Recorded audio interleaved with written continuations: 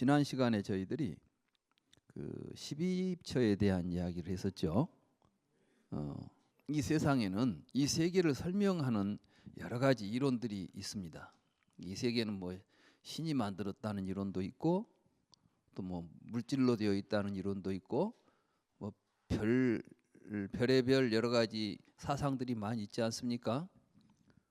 부처님은 이 세상을 어떻게 설명하느냐? 어떤 사람들은 불교는 그런 것에 별로 관심이 없는 것 같다. 부처님은 이 세상이 어떻게 생기고 뭐 이런 건 상관이 없이 이 세상에 태어나 가지고 늙어 죽는 이 문제를만 다룬다는 이야기예요. 그래서 이제 어떻게 하면 우리가 늙어 죽는 괴로움에서 벗어날 수 있는가, 이걸 다루었지 뭐 철학적이고 형이상학적인 거는 부처님은 관심이 없었다. 네.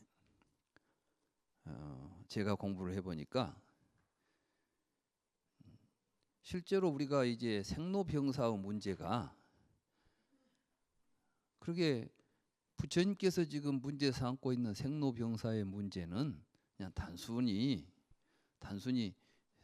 우리가 부모님으로부터 태어나 가지고 늙어 죽는 문제 해결하려고 한 게 아니라는 이야기예요. 그리고 사실 그게 생사 문제였다면 부처님은 하나도 해결을 못 하고 가신 거예요. 안 그렇습니까? 부처님도 돌아가셨잖아. 우리가 열반이라고 하지만 우리도 그래서 이제 부처님 돌아가신 걸 열반이라 하니까 다른 사람 다 죽으면 우리는 열반에 들었다 그러잖아요. 그죠? 뭐 누가 죽으면 불교에서는 그렇잖아요. 열반에 들어가셨다. 그 스님 열반하셨다. 모두 그렇잖아.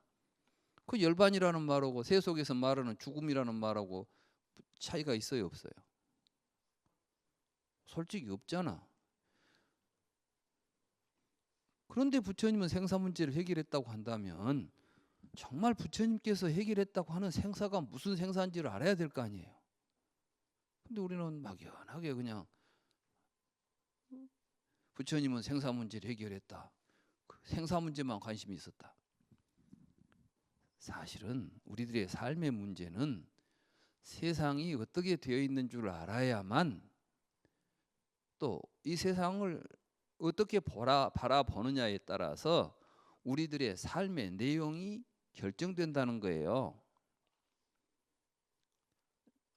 그럼 불교적인 삶을 살려고 한다면은 불교는 이 세계를 어떻게 이해하느냐, 이 세상을 도대체 불교는 어떻게 바라보느냐, 이 문제를 떠나서는 불교를 공부할 수도 없는 것이고 수행할 수도 없는 거예요. 이 세상은 지난번에도 말씀드렸지만은 어떤 신적 존재 한 존재가 세상을 만들었다는 이론이 있는가 하면 이 세상은 본래부터 안 없어지고 있는 것들이 본래부터 변함없이 그대로 있는 것들이 서로 이합집산한다, 모였다, 흩어졌다 하면서 모양만 달라지지 실제로 새로 생긴 것도 없고 없어진 것도 없다. 이게 이제 자연과학 아니에요. 자연과학에 보면 뭐 불변의 법칙이라는 게 많아요. 그죠?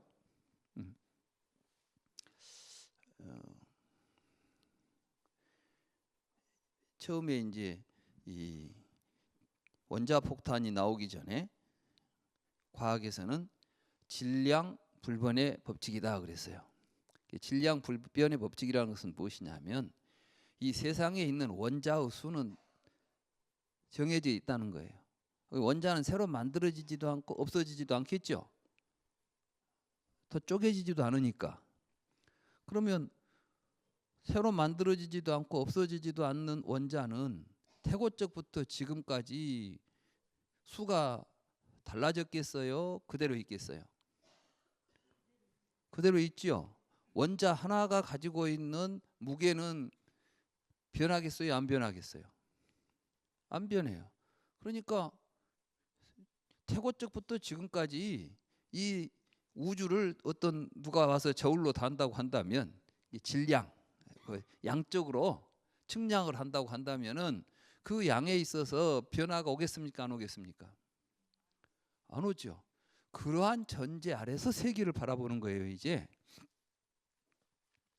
그러니까 세계를 전체적으로 다 알고 있다는 거야. 어떻게 알아? 세계가 몇 끝나가는지 안다는 거죠.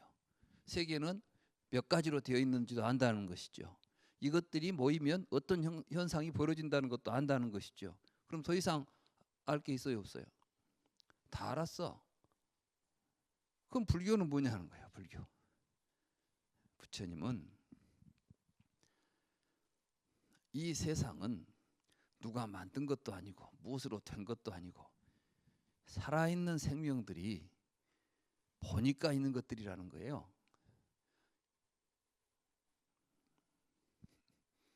이거 참 지금까지는 상상도 못했던 이야기를 하는 거예요. 지금 제가 지난 시간에 손뼉을 쳤죠? 기억하십니까? 네. 손뼉 소리가 나왔죠? 그 소리를 원자가 만들었습니까? 신이 만들었습니까? 듣는 여러분이 만들었어. 여러분이 들으니까 소리가 된 거라니까요. 아무리 내가 박수를 쳐도, 자, 박수를 칩니다. 근데 공기가 없습니다. 공기가 없는 데서 박수를 치면 소리가 날까요, 안 날까요? 뭐 손바닥도 마주쳐야 소리가 난다 그러는데 손바닥 마주쳐도 소리 안 납니다. 공기 없으면. 자, 공기도 있고 손바닥도 마주쳤습니다. 근데 고막이 없어요. 그럼 소리가 날까요, 안 날까요? 고막도 있는데 청각신경이 고장이 나버려서 그러면 청각신경도 괜찮은데 그 소리를 관장하는 뇌가 병이 들어버렸어요. 그러니까 소리는 어떠한 무엇으로 된 게 아니라 어떤 조건이 있으면 나타나게 되고 조건이 사라지면 사라지게 돼 있어요. 근데 그건 소리만 그런 게 아니고 빛도 그러고 우리가 물질이라고 부르는 것도 그렇고 심지어는 우리 마음이라는 것도 그렇습니다. 그러니까 여러분들에게 일어나는 고통도 그렇습니다. 여러분들에게 일어나는 행복도 그렇습니다. 근데 과학자들이 행복이 어떻게 해서 생긴 줄을 이야기할 수 있어요, 없어요? 행복은 산소하고 수소가 적당히 결합되면 행복이 막 생깁니까? 아니요. 물질이 뭘 현상을 만든다는 이야기를 아무리 해도 그것 때문에 여러분들이 행복해지거나 불행해지진 않아요. 그렇죠? 신이 우리를 행복하게 하고 불행하게 할까요? 만약에 그런다면 독실하게 믿는 사람은 행복해야 되겠어요? 불행해야 되겠어요? 근데 독실하게 믿는다고 해서 행복합니까? 근데 그 사람들은 뭐라 하냐면 신이 나를 시험하신다. 신이 나를 사랑하는데 내가 얼마나 잘 순종하는지를 실험하고 있으니까 더 잘 믿어야 되겠다. 이렇게 이제 생각하는 거예요. 이 믿음이라는 게 참, 이 믿음은 그래서 이제 우리가 이 맹목적인 믿음, 이건 정말 어찌할 수가 없습니다. 그건 그래서 이제 지혜로운 사람은 이게 진실인가 아닌가를 따지지. 이 불교는 그래서 지혜로운 종교이기 때문에 믿어라 이렇게 가르치는 게 아니라 그게 이치에 맞는지 진실인지를 잘 통찰해봐라. 그래서 반야를 강조하죠.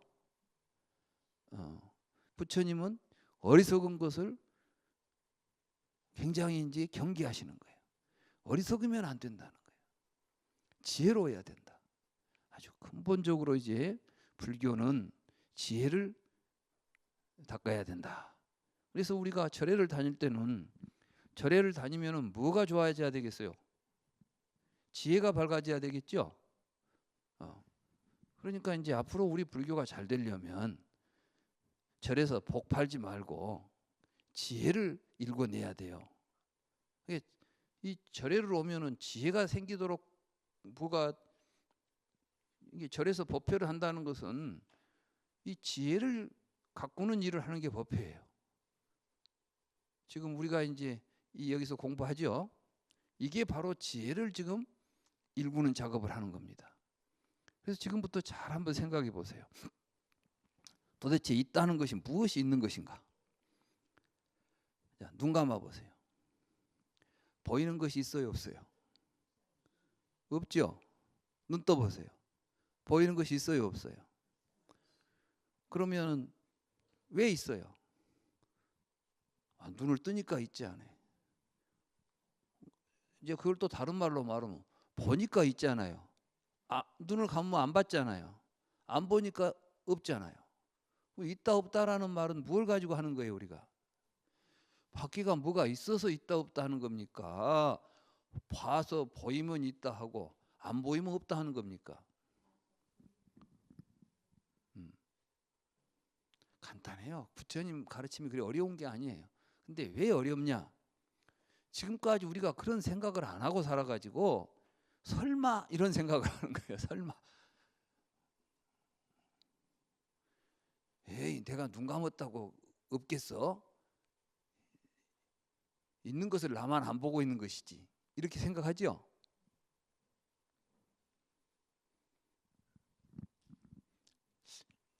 지금 이 시간에 이제 이 순간에 내 이야기를 들으면서도 많은 분들은 그럴듯하기는 한데 정말 그러겠어? 정말 그렇습니다. 이건 이제 부처님만 하신 말씀이 아니라 현대 과학자들이 하는 이야기예요. 현대 과학자들이. 한 예를 들어볼까요?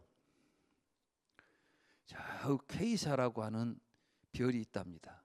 근데 여기서 얼마가 떨어졌냐면은 100만 광년인가 떨어져 있어요. 100만 광년이면 거리가 얼마나 되냐면 빛의 속도로 100만 년을 가면 도달할 수 있는 거리예요. 그러니까 거의 상상할 수 없는 거리죠. 그래서 그 K사는 어디에 있냐면은 가운데 은하 건너편에 가 있어요. 여러분들 하늘에 보면 은하 있죠. 은하 건너편에 가 있어. 근데 그 은하 건너편에 있는 빛이 이제 우리 지구까지 도달하는데 100만 년이 걸리는 거예요. 그래서 이제 100만 년 동안 이게 올라오는데 은하가 가리고 있기 때문에 빛은 직접 우리에게 올 수가 없어요. 전달이 안 돼. 빛은 이렇게 앞으로 가지 않아요. 근데 앞에 뭐가 있어버리면 못 가죠.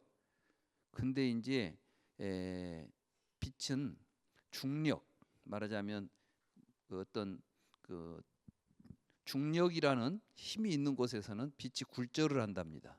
그래서 볼록 렌즈처럼 빛이 여기서 오던 빛이 이렇게 렌즈를 타고 이렇게 돌아와요.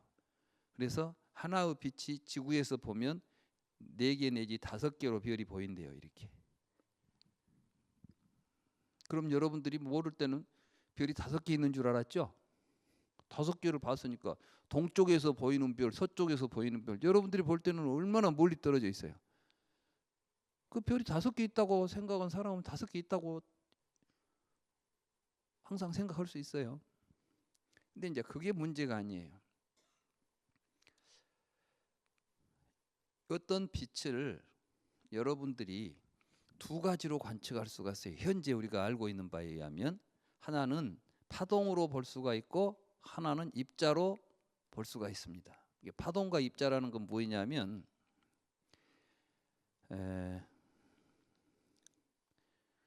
빛을 보면은 이렇게 프리즘에다 넣으면은 색깔이 여러 개로 쫙 갈라져 보이죠. 갈라져 보여요. 왜 그러겠어요? 파장이 다르니까. 그래서 파장의 자극에 의해서 우리가 색을 느낍니다. 그런데 어떤 경우에는 이게 입자처럼 말하자면 구슬덩어리처럼 빛이, 그래서 우리는 이제 그 빛을 입자로 이야기할 때는 광자라고 불러요. 빛의 입자다고. 그리고 파동이라고 할 때는 광파라고 부르죠. 그렇죠? 그런데 100만 년 전에 출발한 빛이 지구에서 내가 관찰을 했습니다. 그런데 내가 그 빛을 파동으로 관찰을 하면 여러분들은 어떤 말을 하게 되냐면 이 파동은 100만 년 전에 K사에서 출발한 빛이다 이렇게 말할 수 있겠죠. 그러잖아요. 근데 똑같은 빛을 만약에 내가 입자로 파악했다면 이 입자는 광자는 100만 년 전에 퀘이샤에서 출발한 입자다 이렇게 말할 수 있겠죠. 그럼 100만 년 동안 있었던 건 뭐예요? 입자였을까요? 파동이었을까요? 무엇이 왔을까요? 입자도 온 적이 없고 파동도 온 적이 없어. 내가 입자라고 봄으로써 나는 입자의 100만 년 역사를 내가 입자의 관점에서 100만 년을 이야기하고 있는 거예요. 이해가 되세요? 내가 파동이라고 보면 파동이 100만 년 동안 있었다고 말하는 거예요. 근데 실제로 100만 년 동안 파동이 있어가지고 거기서 여기까지 왔겠습니까? 아니죠. 빛은 왔죠. 빛은 이 운동을 했는데 우리가 빛을 볼 때는 두 가지로만 볼 수 있어요. 그러니까 우리가 볼 수 있는 빛의 존재는 파동과 입자죠. 이해가 되세요? 파동과 입자라는 존재가 세상에 있다고 우리는 말하는데 그럼 정말 파동과 입자만 있는 것인지 만약에 어떤 생명체는 우리보다 다른 모습으로 본다면 또 다른 존재가 세상에 존재하겠죠. 그럼 그런 존재 아까 입자니 파동인 이런 것들은 원자로 됐습니까? 신이 만들었습니까? 내가 보는 데에 따라서 달라졌죠. 그러니까 내가 보기 때문에 존재가 결정된 거죠. 이런 생각을 하지 않고 살았기 때문에 이런 생각을 하는 것 자체가 새로운 생각을 우리가 받아들이는 게 그만큼 어렵습니다. 그런데 진실을 우리는 받아들여야 될 필요가 있는 것이죠. 사실 불교가 왜 이렇게 이제 어렵게 이해가 되고 지금까지 많은 뭐랄까요? 잘못된 이해를 하게 됐냐면 부처님께서 깨달은 연기법이 우리들의 상식을 벗어나 있기 때문에 그랬어요. 여러분들이 지금 제가 하는 이야기를 들어보면 상식적인 이야기예요? 매우 상식에서 벗어난 이야기예요? 세상에 이런 일이 설마 그럴 리가 이런 이야기들 아닙니까? 그런데 과학자들이 요즘 과학적인 연구를 하다 보니까 그런 일들이 벌어지는 거예요. 그래서 이제 과학자들이 양자역학 하는 분 어떤 이야기를 이제 들어보니까 양자역학 그것은 설명을 하면 할수록 어려워진대. 설명을 하면 이해가 되고 쉬워져야 되는데 무슨 말을 하면 할수록 더 어려워져 버려. 왜? 우리는 그러한 양자역학을 이해할 언어를 가지고 있지 않다는 거예요. 언어를. 제가 이런 말씀을 드리냐면 그러기 때문에 불교를 공부하게 되면 불교의 언어를 사실은 습득해야 돼요. 부처님이 하신 말씀이 우리들의 상식으로 해석되어서는 안 되는 말씀을 하셨는데 우리는 그걸 상식으로 해석해 버린 거예요. 그러니까 그동안 책을 읽어보면 이해는 되죠. 뭔가 무슨 말을 하는지는 알아듣지 않겠어요. 근데 알아봐야 별 의미가 없는 말이죠.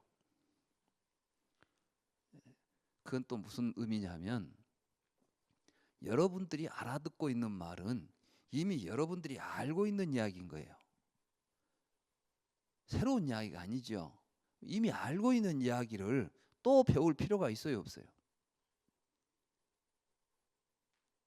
근데 우리는 자꾸 알고 있는 이야기를 많이 들으면 지식이 축적된다고 생각해요. 근데 지식이 축적된다는 것이 아니라 같은 식의 사고방식이 계속해서 쌓이는 것이지 새로운 것이 오지 않는 거예요. 붓다의 깨달음, 우리가 불교를 통해서 얻고자 하는 깨달음은 지금까지 내가 가지고 있었던 상식 지식들이 잘못된 것이라는 사실을 깨닫는 것이 중요하지. 그러니까 내 마음에 드는 식으로 내가 알고 있는 식으로 이해가 잘 된다고 해서 좋은 해석이라고 하면 안 돼요. 제가 지금 여러분들에게 드리는 불교 해석은 생전 들어보지도 못했고, 저 사람이 진짜 저 사람만 저러고 있는데 저 사람이 진짜로 알고 있는 거야, 혼자 소설 쓰는 거야, 이렇게 생각할 수도 있어요. 그런데 분명한 것은 부처님은 우리에게 깨달음을 주려고 했지 지식을 주려고 하지 않았다는 사실이에요. 그럼 뭘 깨닫자고 했느냐? 세상은 누가 만든 게 아니다. 그러면 어떻게 세상이 있습니까? 네가 본 게 네 세상이다. 요즘 이제 과학들이 발달하다 보니까 과학자들이 그런 현상들을 이제 자주 발견하는 것 같습니다. 예를 들면 어떤 벌레는 지렁이 같이 생긴 건데, 어떤 벌레는 빛을 쬐면 맛을 느낀답니다. 빨간 빛을 쬐면 단맛으로 알고, 뭐 파란 빛을 쬐주면 쓴맛이라고 느끼고, 이렇게 맛으로 빛의 자극에 의해서 미감을 느낀다는 거예요. 그러면은 그 동물들은 볼 때 빛을 보고 밝다 어둡다 그러겠어요? 아니면 달다 짜다 쓰다 맵다 이러겠어요? 빛을 쬐주니까 달아, 써 이런다고. 그러면 그 동물에게는 지금 뭐가 있어요? 밖에가 쓴맛이 있고 단맛이 있다고 말하겠죠. 근데 실제로는 그 쓴맛 단맛이 안에가 있어요. 지 안에서 만들어진 거예요. 그러니까 우리가 보는 세상은 자기가 만든 세상을 보고 있는 겁니다.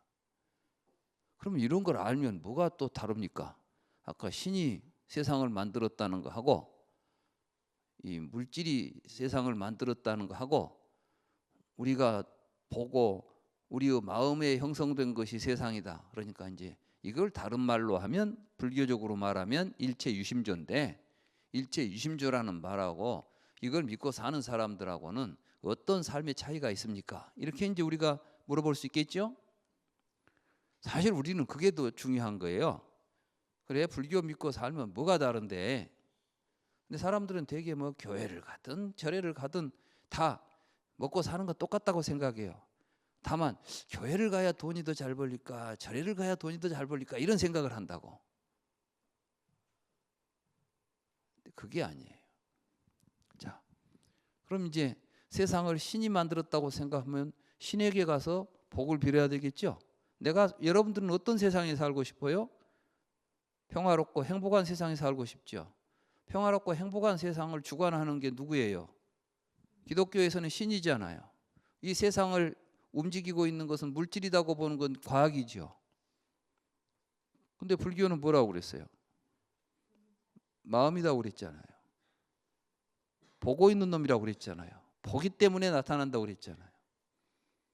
그러면 이제 우리는 바깥 세상을 여러분들이 어떻게 봐야 되겠어요? 여러분들이 아름답다고 보면 아름다운 세상인 거예요. 여러분들이 더럽다고 보면 더러운 세상인 거예요. 근데 여러분들은 또 그래요. 아무리 내가 아름답다고 보려고 해도 더러운데 어쩌란 말이냐, 이런 거죠. 더러운데.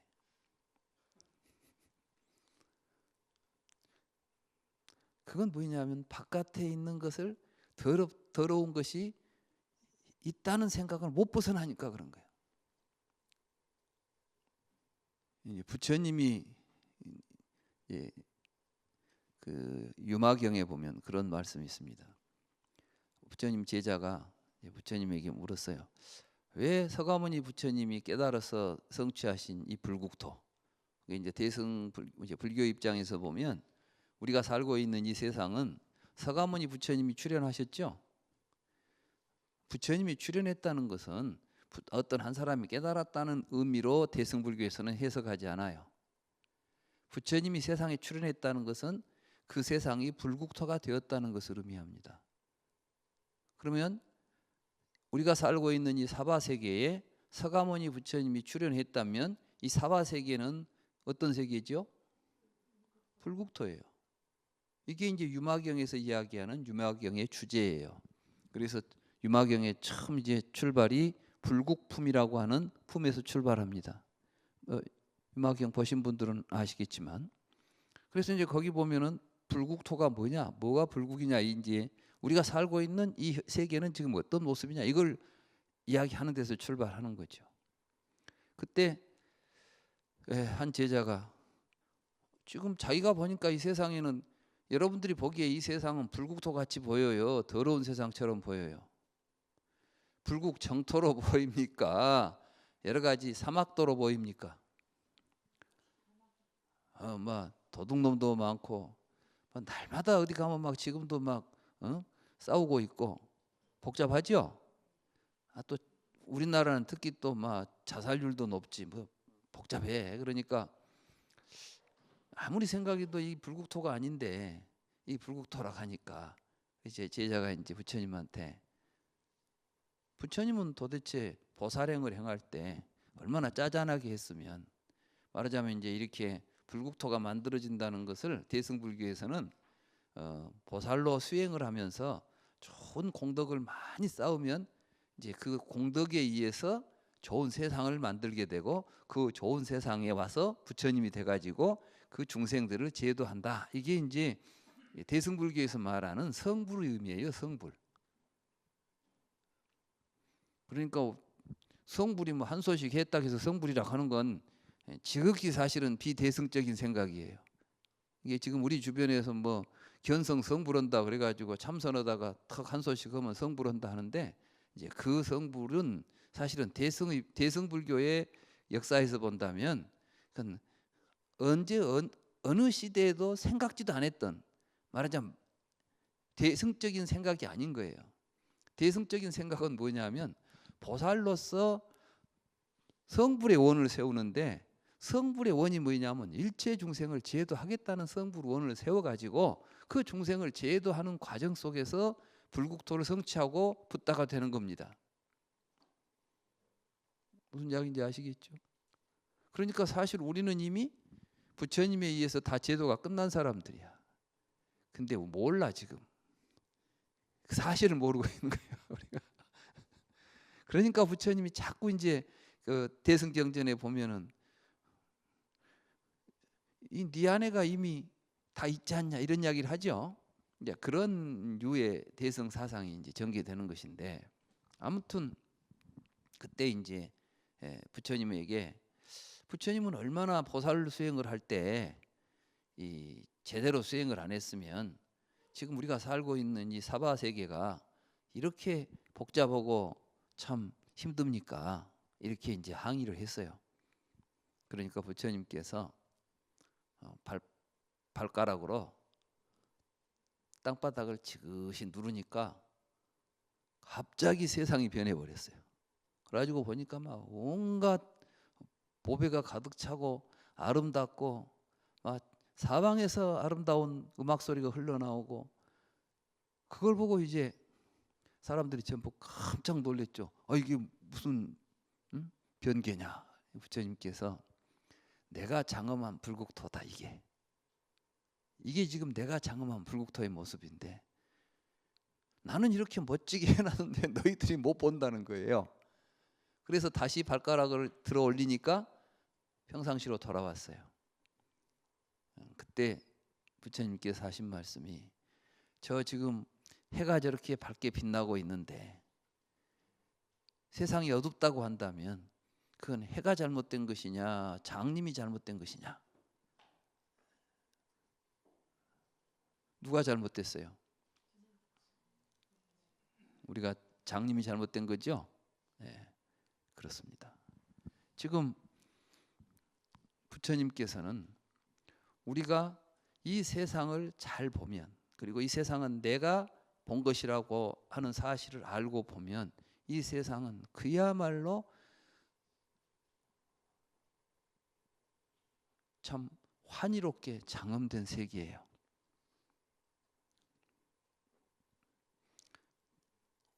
자, 여러분들은 코로 냄새를 맡을 수 있다는 사실.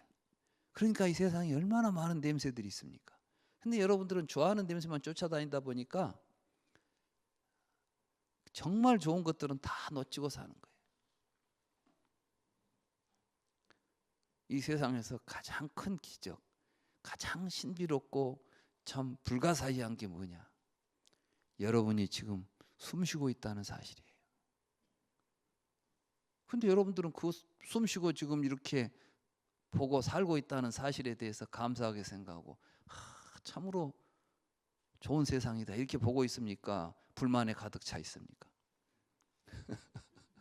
이건 마치 하늘에서는 태양이 빛나고 있는데 눈을 감고 앉아서 이 세상이 어둡다고 하는 것과 조금도 다르지 않다는 거예요. 그리고 실제로 여러분들은 다이아몬드가 좋은 것 같아요? 저 나뭇잎이 좋은 것 같아요? 나뭇잎이야 뭐 발바닥에 굴러다니고 땅바닥에 굴러다니지만은 다이아몬드는 얼마나 귀해요? 그죠? 근데 실제로 정말 다이아몬드가 귀할 것 같아요? 다이아몬드가 만약에 세상을 딱 차고 있다면 우리는 1시간도 못 버텨요. 나뭇잎이 있어가지고 햇빛을 받아서 여러 가지 영양분도 우리한테 주고 산소도 주고 그러지. 그 다이아몬드 그거 어디다 써요 그거? 먹도 못 오고. 근데 우리가 공연히 거기다가 좋은 것이다라고 마음을 두고 나서는 그게 좋은 거대. 그러니까 그 다이아몬드가 좋게 된 것은 다이아몬드가 좋아서 좋게 된 거요. 여러분들이 좋게 봐서 좋게 된 거요. 봐, 이것만 봐도 벌써 일체 유심조지잖아. 맞죠? 근데 그거 좋게 보니까 우리가 삶이 망가졌다. 그러면 이제 어떻게 봐? 황금을 보기를 돌같이 보자.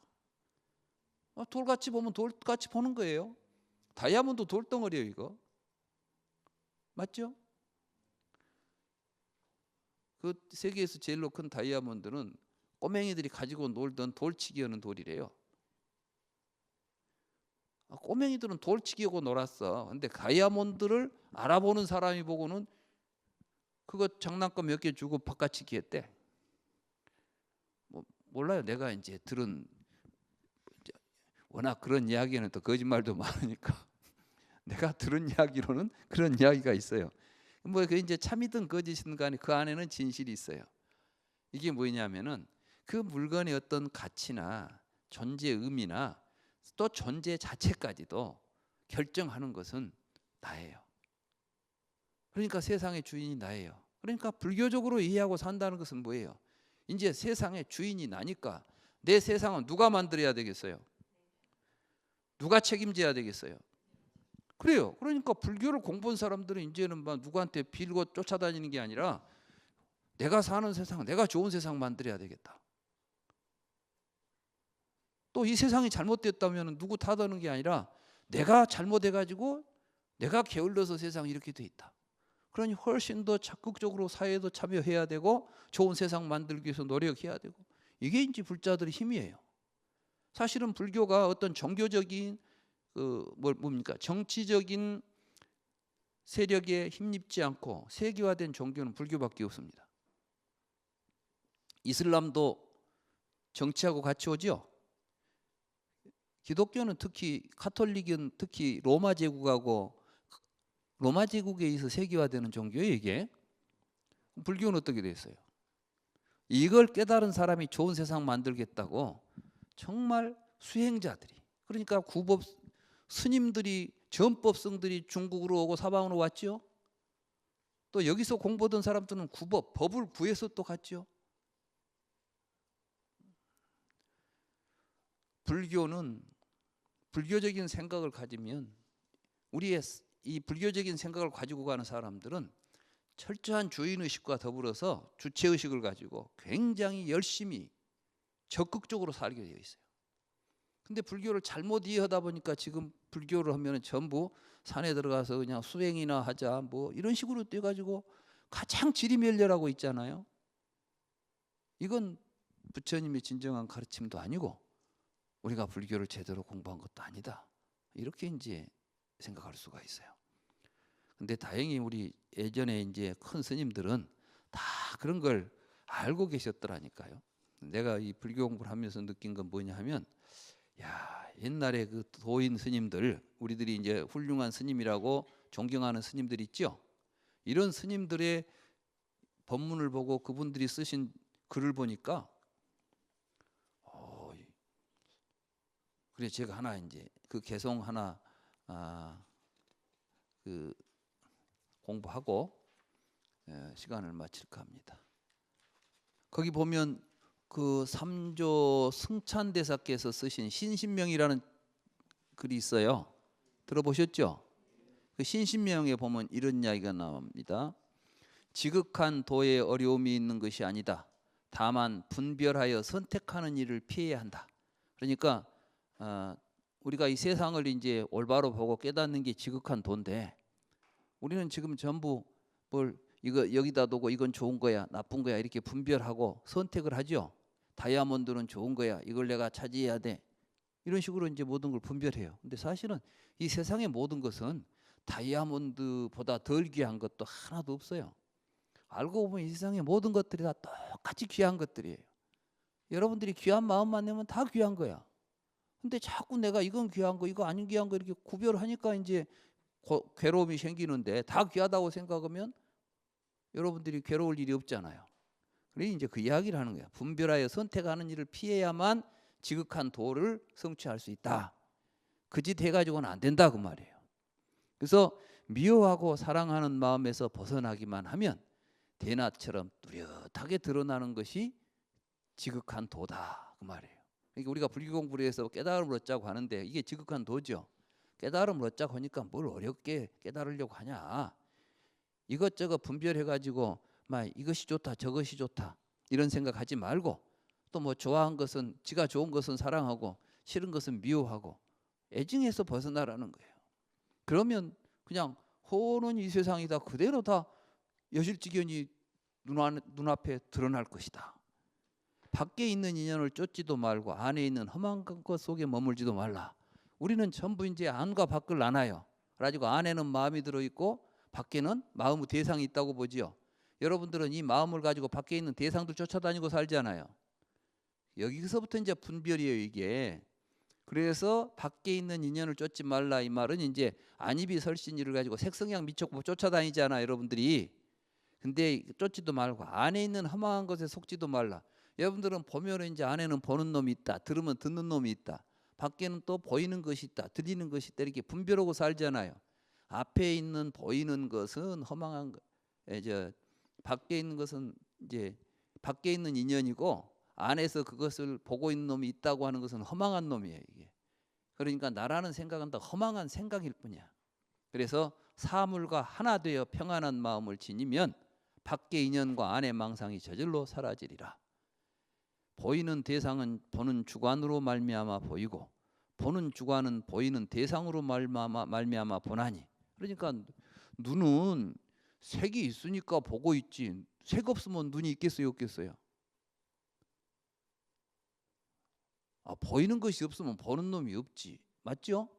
또 보는 놈이 없으면 보이는 것도 없어. 그러니까 사실 보는 놈과 보이는 놈은 우리가 볼 때는 둘로 쪼개져 있지만 본래 이놈은 하나예요. 쪼개진 놈이에요. 그래, 하나를 쪼개진 걸로 보니까 분별이라고 그래요. 이 분별을 일으키니까 망상이 일어나고, 망상이 일어나니까 괴로운 거예요.